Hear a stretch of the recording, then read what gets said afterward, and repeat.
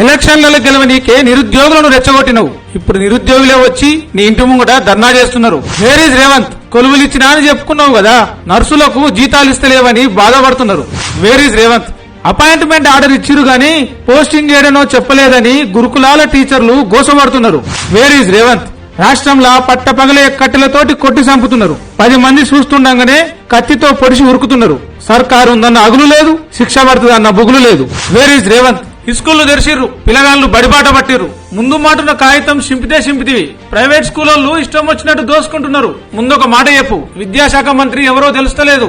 Wear is Revanth? Rythu Bandhu వడలే, 100 రోజులైపాయే, రుణమాఫీ లేదు. విత్తనాల కోసం ఎండల రైతులు చెప్పరాని గోసలు పడ్రి.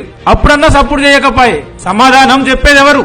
Wear is Revanth? Free bus ఎంతమందికి అక్కరొస్తుందో గాని రోజు బస్సులల్లా అమ్మలక్కల పంచాయతీలే సరిపోతున్నాయి. శాన జాగలల్లా ఆడోళ్ళని చూస్తే బస్సులే ఆగుతలేవని అడుగుతున్నారు.